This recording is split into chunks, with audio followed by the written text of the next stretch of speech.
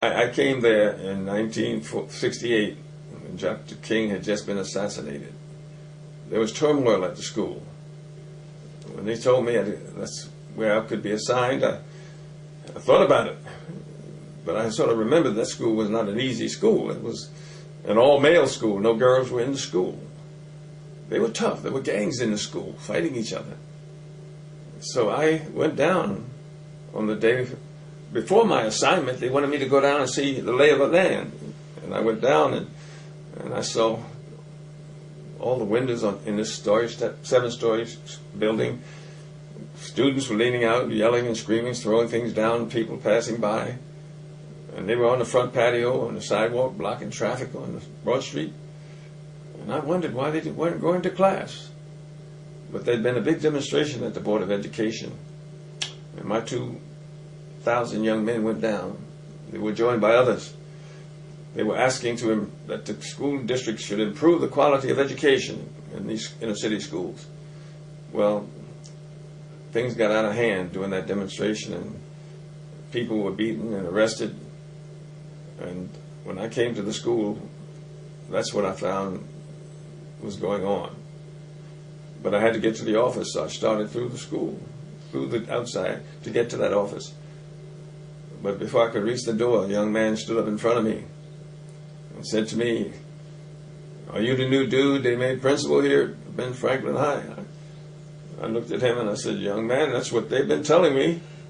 And that's when he yelled to the group, "Fellas, he's here, he's here." Now, this is where I found out that they had asked to have a black principal. They never had one since the school's inception, more than 50 years. And so here I come, fresh out of cellophane. I'm going to change the world. But I had to get to the office, so I started through the crowd. I almost made it to the door, but this young man came up to me and he said, "Are you the new dude they made principal here?" I said, "Well, they've been telling me that, yes."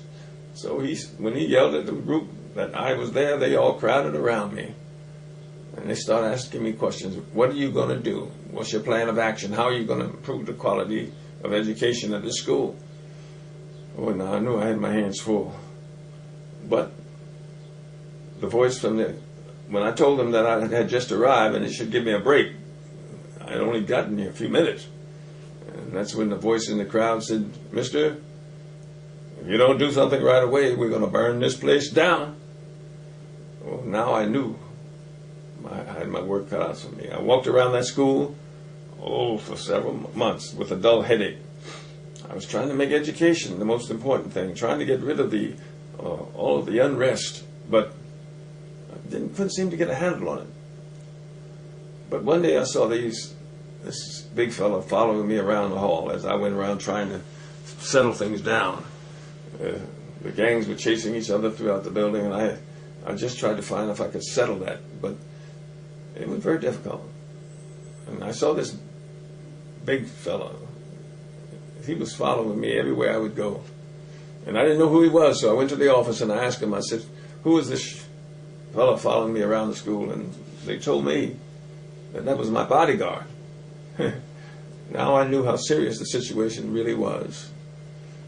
But I stayed there, and I worked hard, trying to effectuate a change in the way the youngsters approach education. But I found it hard to get a handle on it till I passed the classroom. I saw these angry young men, some of them, feet up on the furniture, had their hats on, smoking cigarettes. And I knew they were being rude to somebody who was trying to speak to them, so I stepped into the room and I saw this lady. She was not the teacher. She was a visitor. She was a survivor. She had survived one of the worst concentration camps in Europe. She came out of a place called Auschwitz. And so these young men were trying to do what they wanted to do. They were not listening to her. They were being rude to her. So I stepped up front and I said, "All right, fellas, hold it, cool it, listen. What this lady's trying to tell you, all of that's true. I know it is because I was there. I saw it." They got quiet. She shared her pain. She told them how she'd lost everybody, mother, father, grandmother, grandfather. brothers and sisters, 3 boys and 1 girl. All of them. All of these went into concentration camp. They went to the gas chambers. They ended up in those despicable ovens, so that when it was all over, only she, her name is Nina Koleska. She lives somewhere in Philadelphia today. Only that lady, Nina, came out alive. Those young men listened to her. I know they did by the questions they asked. They came forward and looked at the numbers tattooed on her arm by the Nazis for identification purposes, and then they shook her hand. They shook her hand, and they turned and left that class in silence. So she came to me and she said, "Young man, you have something to say. You should be telling people what you experienced in the Deep South when they were telling you that you weren't good enough. You should tell them what you saw at that camp in Nazi Germany."